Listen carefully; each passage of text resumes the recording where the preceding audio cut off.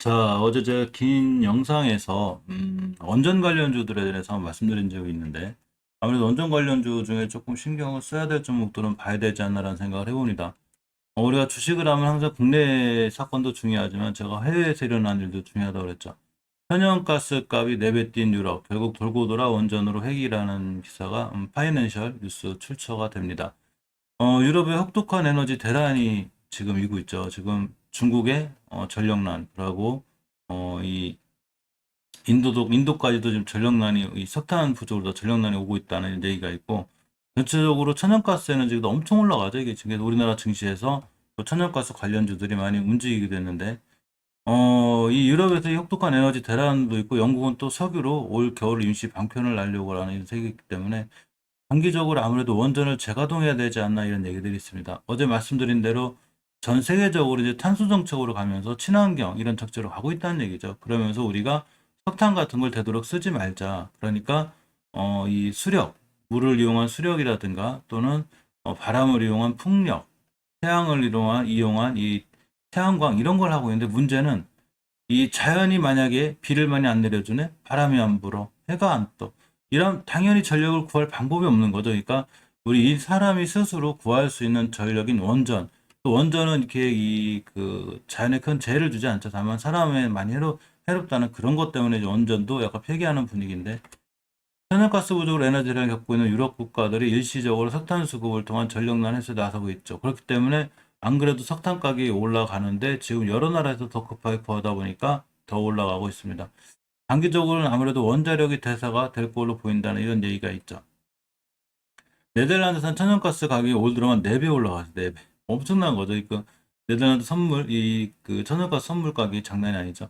석탄 거래도 지금 보면 중국에서도 급하고 인도에서도 급하다 보니까 가격도 역시 2배 상승 가까이 올라가고, 이 무거운 이제 이 탄소세 같은 걸 많이 때렸다는 얘기죠, 석탄에. 그러니까 당연히 석탄 사용이 줄었는데 이게 바로 탄소 중립 정책 때문에 그렇죠. 뭐 이게 나쁜 건 아니죠. 사실 자연환경을 잘 지켜주는 건 중요한데 인류의 이 전력이 딸리는 이 전력이 극심한 이런 상황이 되고 있습니다. 따라서 각국 지금 프랑스, 뭐 영국 전부 다 난리죠. 그래서 이 원래 마크롱 대통령 같은 경우에 집권 초기 14개의 웬저를 폐쇄하고 2035년까지 프랑스의 원자력 의존도를 50%로 줄이겠다는 이런 정책을 했었는데 이거를 지금 바꾸려고 하고 있죠. 에너지 대란에 프랑스 분위기가 변하고 있습니다. 그리고 이제 지난 11일 제가 말씀드렸었는데 유럽 EU 10개국의 경제와 에너지 장관들, 그러니까 16명의 장관들이 원자력 에너지를 지속 가능한 에너지 리스트에 포함시켜 줄 것을 EU에 요구했죠. 자, EU에서 탄소 중립해서 친환경 가는 건 좋은데 원자력도 넣어라. 우리가 도저히 이렇게 해서는 전력이 딸려서 못 산다. 즉 원자력이 탄소 중립을 실현하기에 꼭 필요한 에너지원이라고 쳐야지. 이렇게 주장하신 두 분이 또 있습니다. 바로 빌 게이츠와 워렌 버핏이죠. 자, 이렇게 아까 말씀드린 대로 프랑스 등 10개국 장관이 유럽은 원전이 필요하다는 공동 기고문을 냈습니다. 역시 연합뉴스의 출처고요.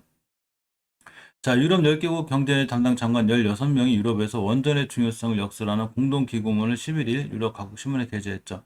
원자력 전문지가 있어요. 세계 원자력 뉴스라고 하는데 WN에 따르면 프랑스, 핀란드 등 유럽 10개국 장관들이 우리 유럽에는 원자력이 필요하다는 제목의 기고문을 프랑스 일간 르피가르와 스페인 일간 엘파이스 등이 실었습니다.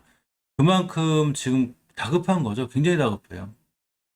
이 지금 중국뿐만 아니라 인도의 이 전력난에 따른 세계적으로 공급망이 거의 마비가 될 정도인데 이제 공급망도 큰일이지만 겨울이죠. 전기가 없이 겨울을 난다는 게 굉장히 힘들죠. 난방도 해야 되고 천연가스 에너지가 저렇게 오르는데 결국 이 아까 말씀드린 프랑스 마크롱 대통령이 예전에는 원전을 좀 폐기해서 친환경으로 가려는 정책을 이 원전을 다시 살리는 방법으로 가거든요. 그래서 원전, 전기차 등의 41조 원 투자. 요새 시장에서 우리나라 주식시장에서 보면 원전 관련주들이 좋고 전기 관련주들이 좋고 전기차 관련주들이 좋죠. 요 세 섹터에 대해서 앞으로 꾸준히 관심을 가져야 돼요. 프랑스가 소형 원자로 전기차, 친환경 항공기 등에 300억 유로, 우리 돈 약 41조 4천억 원을 투자합니다.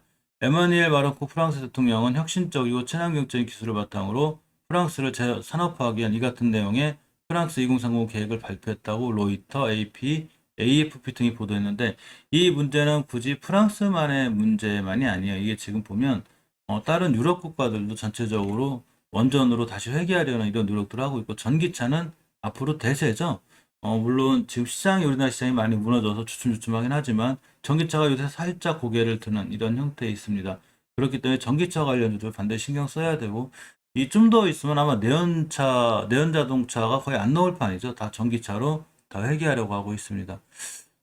전기차 관련 좀 섹터들을 조금 제가 이제 매일 살펴보고 있는데 이렇게 되면 이게 루시드 리비안 관련해서도 굉장히 핫하지만 전기차의 많은 관련 종목들, 뭐 화신장공, 저비스, 아모산스 이런 많은 종목들 중에 월봉에서 이치가 났거나 이런 종목들을 전 영상에서 계속 올려드렸기 때문에 이 월봉에서 낮은 이 여러 가지 종목들, 전기차 관련주들 또 알고 계신 게 있다면 전기차 관련주에 관해서 신경을 많이 써보면 어떤가 생각해 봅니다. 올해 하반기는 아무래도 전기차 관련해서 크게 이슈가 될 확률이 있고, 내년 상반기, 중반기는 돼야 아마 삼성전자라든가 반도체가 덜어나가지 않을까 싶은데 예전에 휴대폰 삐삐에서 휴대폰으로 들어간 거 아시죠? 그때도 주식시장이 많이 이렇게 변동이 있었는데 결국 다 전기차로 갈 거기 때문에 중장기적으로 봐도 전기차 관련주들은 꾸준히 관심 있게 볼 필요가 있고 원자로 관련주들은 뭐 요새 이런 이슈가 있어서 순간 좋을 수 있긴 하지만 그래도 어쨌거나 전기 관련해서는 남북경협도 잘 엮여 있어서 같이 한번 보실 필요가 있어요. 남북경협주들 흐름이 좋죠. 지금 미국이 북한에 좀 그래도 유화책을 좀 취하면서 남북경협주들 전체적으로 신원 인디에프 어제 다 좋았고 이 전기주들은 아까 말씀드린 원자로 관련주의자 남북경협주의 때문에 더더욱 관심 있게 보시는 게 좋고 비료나 철도주들도 어젠 다 상황이 좋았고 아마 우리나라 시장이 돌아가면 남북경협 돌아나가면 남북경협주나 전기차 또 원자로 관련해서 조금 종목들이 살아나지 않을까라는 개인적인 생각도 있습니다. 실질적으로 전기주들의 좀 차트를 보면 어제 한번 설명드렸지만 한 번 더 보면 월봉에서 이게 이제 월봉 차트인데 장기적인 차트죠. 잘 상승하다가 이렇게 조정권 우리나라 지수가 먼저 조정권에 들어왔지만 역시 최근 좀 잘 살아있는 편이죠. 기술적으로 보면 이렇게 10개월 선 정도만 잘 지켜주면 이전 고점대까지는 한동안 가지 않을까 싶고 선도전기는 벌써 한번 몇 번 급등했죠. 지금 앞에 상한가가 오셨다가 또 상한가를 갔기 때문에 조금 부담은 있어서 바로 쫓아가 사는 것보단 21선, 5일선 같은 기준을 잡고 하면 어차피 전기 관련주들 살아날 때 예전 고점까지도 가지 않았기 때문에 눌림목 줄 때 이렇게 좀 사놓으시면 조금 추세를 잘 유지해서 좋지 않을까 싶고 일진전기도 마찬가지로 원전이나 전기 관련 이렇게 좋았다가 우리나라 지수 무너지면서 이렇게 조정받았는데 역시 10개월선 같은 거 깨지 않는 선상에서 대응해주면 추세가 돌아나가 좋아지지 않을까 싶습니다. 그나마 월봉의 위치가 좀 낮은 게 재룡전기인데 위치가 낮다는 얘기는 잘 못 올라가는 반등도 되지만 또 올라갈 때는 시원하게 올라가고 안정성이 있죠.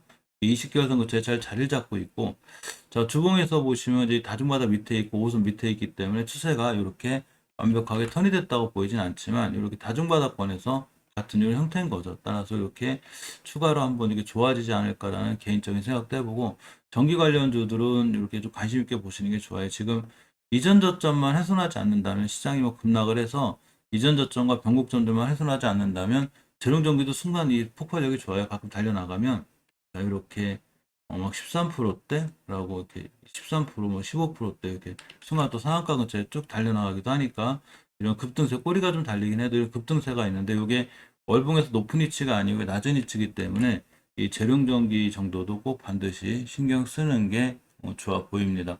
보성파워텍은 원전 관련주이기도 하죠. 근데 이제 이렇게 원전 관련해서 잘 올라갔다가 한 4개월간 이렇게 우리나라 시장 밀리고 나면서 조정이 좀 들어왔는데 이렇게 들어왔죠.